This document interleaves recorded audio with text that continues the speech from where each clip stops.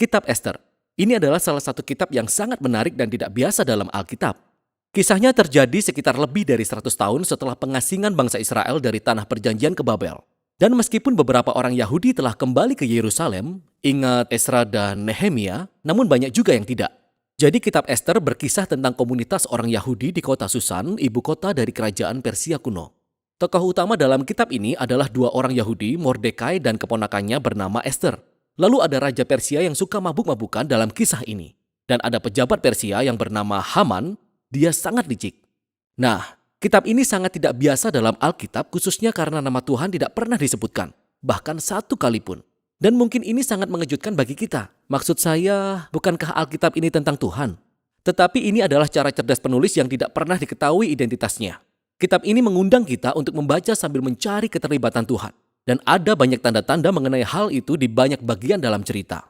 Kisah ini penuh dengan kutipan kebetulan yang sangat aneh dan pembalikan yang ironis.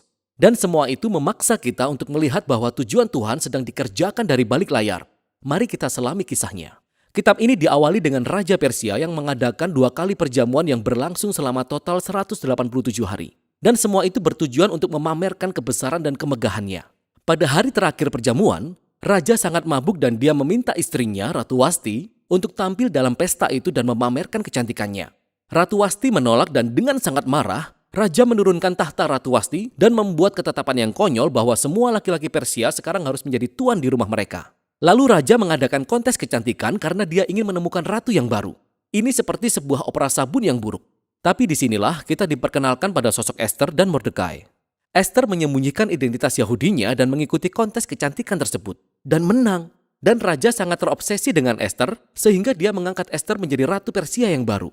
Setelah itu, secara kebetulan, Mordekai tanpa sengaja mendengar 2 orang sida-sida Raja bersekongkol untuk membunuh Raja. Lalu Mordekai memberitahu Ester. Dan Ester memberitahu Raja dan Mordekai mendapat penghormatan karena telah menyelamatkan Raja. Nah, di sini, sejak awal nama Tuhan tidak pernah disebutkan sama sekali. Namun semua ini seperti sudah diatur oleh Tuhan. Apa yang sebenarnya ingin dilakukan oleh Tuhan, kita harus terus membacanya. Selanjutnya kita diperkenalkan kepada sosok Haman yang sebenarnya bukan orang Persia. Dia disebut orang Agag. Dia merupakan keturunan dari orang Kanaan kuno. Ingat 1 Samuel pasal 15. Raja mengangkat Haman ke posisi paling tinggi dalam kerajaan. Dan Raja memerintahkan semua orang untuk sujud kepada Haman.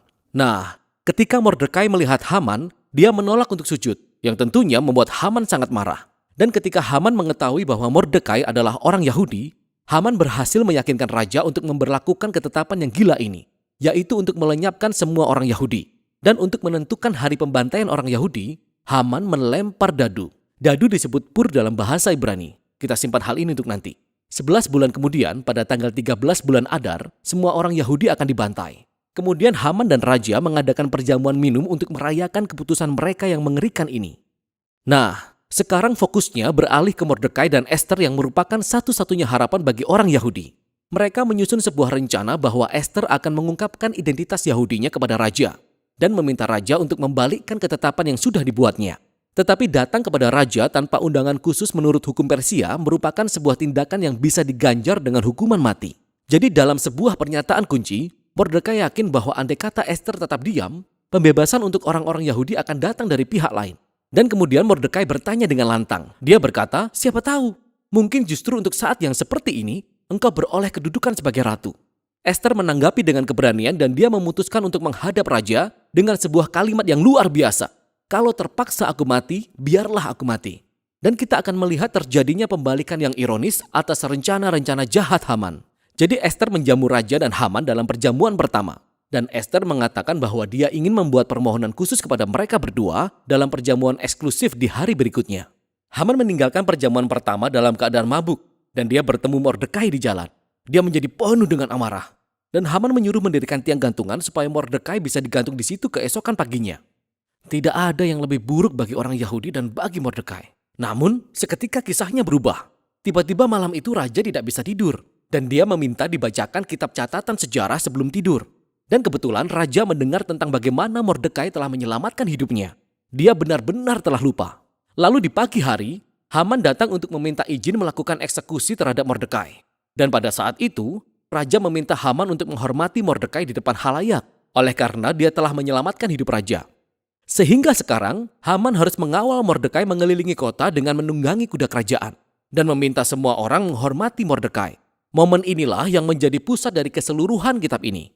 Ini adalah momen kejatuhan Haman dan diangkatnya Mordekai ke tampuk kekuasaan. Lihatlah bagaimana semuanya terjadi.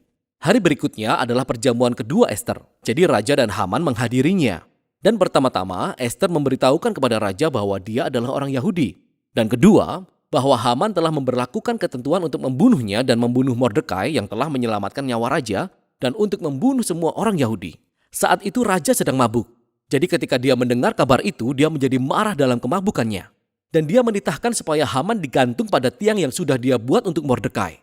Ini adalah cara kematian yang ironis dan tragis bagi Haman. Namun eksekusi mati terhadap Haman tidak menyelesaikan masalah tentang ketetapan untuk membunuh semua orang Yahudi. Sekarang fokusnya beralih kepada Ester dan Mordekai yang menyusun rencana untuk membalikkan ketetapan itu. Mereka mendapati bahwa raja tidak bisa mencabut ketetapan yang sudah dibuatnya. Sebagai gantinya, raja meminta Mordekai untuk membuat ketetapan yang berlawanan. Pada hari yang sudah ditentukan bahwa semua orang Yahudi harus dibunuh, yaitu tanggal 13 bulan Adar, orang Yahudi diperintahkan untuk melindungi dirinya sendiri dan menghancurkan siapa saja yang hendak membunuh mereka. Lalu Mordekai, Ester dan semua orang Yahudi mengadakan perjamuan dan pesta untuk merayakan ketetapan baru ini.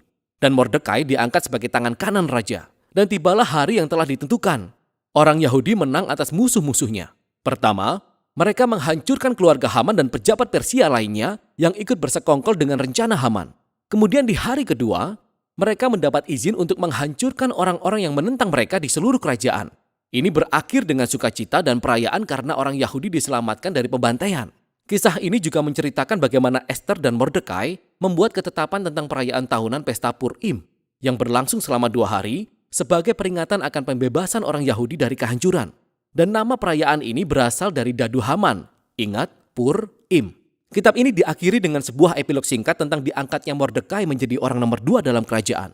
Sekarang kita bisa melihat kemegahan dan kebesaran kekuasaannya ketika orang-orang Yahudi semakin berkembang dalam pengasingan.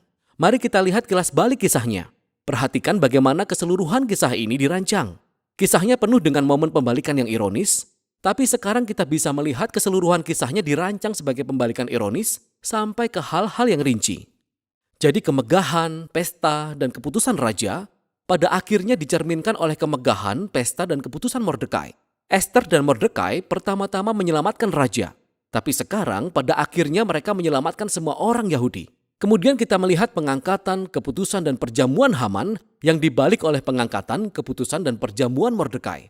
Kemudian di bagian tengah, kita menemukan adegan perencanaan Ester dan Mordekai dan kemudian 2 perjamuan yang diadakan oleh Ester yang membingkai momen pembalikan terbesar di sepanjang kisah. Haman yang direndahkan dan Mordekai yang dimuliakan. Sungguh mengagumkan. Hal menarik lainnya dari kitab ini adalah ambiguitas moral tokoh-tokohnya. Ada banyak kemabukan, amarah, seks, dan pembunuhan, di mana Mordekai dan Ester menjadi bagian dari itu semua. Belum lagi pelanggaran mereka terhadap banyak perintah di dalam Taurat, seperti menikahi orang non-Yahudi atau memakan makanan yang tidak halal. Jadi, kisah ini tidak menampilkan sosok Mordekai dan Ester sebagai teladan moral, seolah-olah kitab ini mendukung semua perilaku mereka. Namun mereka ditampilkan sebagai teladan dalam hal tetap percaya dan berpengharapan dalam situasi yang sangat buruk. Sehingga kitab Ester sampai kepada sebuah pertanyaan yang muncul di bagian awal. Mengapa nama Tuhan tidak pernah disebutkan? Sepertinya pesan dari kitab ini adalah, saat Tuhan terasa tidak hadir ketika umatnya berada di pengasingan, atau ketika mereka tidak setia kepada Taurat. Apakah ini berarti bahwa urusan Tuhan dengan bangsa Israel telah usai? Apakah Tuhan telah meninggalkan janji-janjinya? Dan kitab Ester mengatakan, tidak. Kitab ini mengundang kita untuk melihat bahwa Tuhan bisa dan sedang bekerja dalam kekacauan dan ambiguitas moral dalam sejarah manusia. Dan dia memakai kesetiaan orang-orang yang bahkan telah berkompromi secara moral untuk mencapai tujuan-tujuannya. Jadi, kitab Ester mengajak kita untuk percaya kepada pemeliharaan Tuhan bahkan ketika kita tidak dapat melihatnya sedang bekerja. Dan tetap berharap bahwa sekalipun situasinya sangat buruk, Tuhan berkomitmen untuk menebus dunianya. Dan itulah isi kitab Ester.